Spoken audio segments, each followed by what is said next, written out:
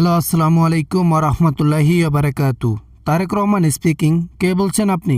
Hello hello, কথা বলছেন না যে? হ্যালো হ্যালো, কে বলছেন আপনি? হ্যালো।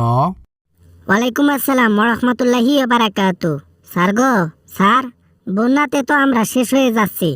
বন্যাতে না থাকতে পারতেছি বাসাতে, না থাকতে পারতেছি আমাদের কাজের স্থানে। স্যার, তোমাদের কষ্ট এবং দুর্দশা দেখে আমি অনেক দুঃখিত। মনে প্রাণে আমি অনেক কষ্ট পাচ্ছি, কিন্তু কি আর করার। এটা তো প্রাকৃতিক একটা লীলা খেলা। আল্লাহ তাআলা বৃষ্টি দিয়েছেন, আর এটাতেই বন্যা। হাজার হাজার কোটি টাকা সরকারের কাছে আছে, অথচ অনুদান হিসেবে আমরা কিছু পাই না। এখন আমাদের কর্মস্থান নাই। অ্যাটলিস্ট এই সময়টা যদি আমাদের পাশে থাকতেন, আমরা খুশি হইতাম। সরকার যতটুকু পাচ্ছে হেল্প করার চেষ্টা করতেছে। ওদিকে চট্টগ্রামের অবস্থাও খুব খারাপ, এদিকে ঢাকার অবস্থা খুব খারাপ। চতুর্দিকে খেয়াল রেখে আমাদেরকে পাশে দাঁড়াতে হবে জনগণের।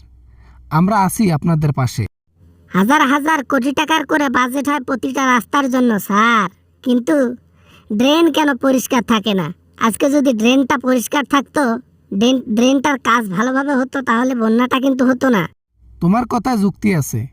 ড্রেন ময়লাতে ভর্তি হয়ে থাকে, ময়লাতে পানি এটকে যায়, কিন্তু কি আর করার।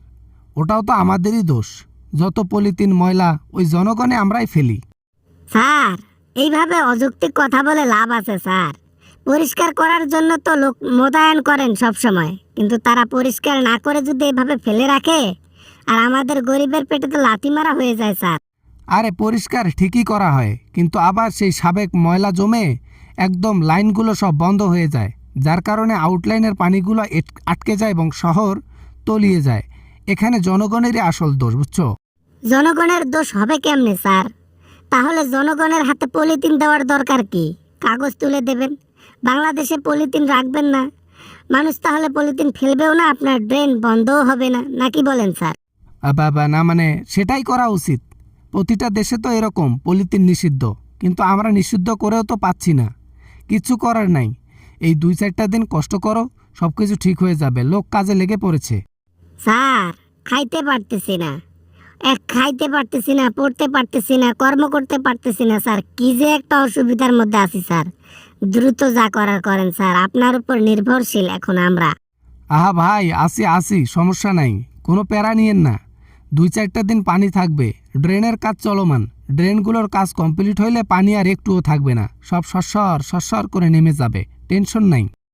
আরে স্যার, সরকারের তো মজুত আছে অনেক টাকা, ওইখান থেকে কিছু টাকা যদি এরকম এই কাজে লাগানো হতো, যে মানুষগুলো তিনবেলা খাইতে পারতেছে না এই বন্যার সময় পানির কষ্টে, সেই মানুষগুলোকে যদি একটু যদি সাহায্য করা হইতো স্যার, ক্ষতি হইতো না। সব কিছুই তো জনগণের টাকা, অথচ জনগণই আজ পাচ্ছে না। আমরা হেল্প করতেছি, এমন না যে আমরা হেল্প করতেছি না। প্রতিটা মানুষের ঘরে ঘরে চাল ডাল শুকনা যত খাবার লাগে আমরা দিচ্ছি, চেষ্টা করতেছি। প্যারা নিয়েন না।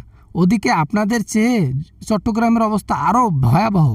স্যার, শেষ একটা কথা বলতেছি স্যার, ছোট মুখে বড় কথা হলেও স্যার ড্রেনের কাজগুলো করাবেন। সরকারের মজুদ থেকে যদি কিছু টাকা সাহায্য করেন, গরিবদের শেষ হবে না, আবার গরিবদের কাছ থেকেই টাকাটা উঠায় নিন, বুঝছেন স্যার?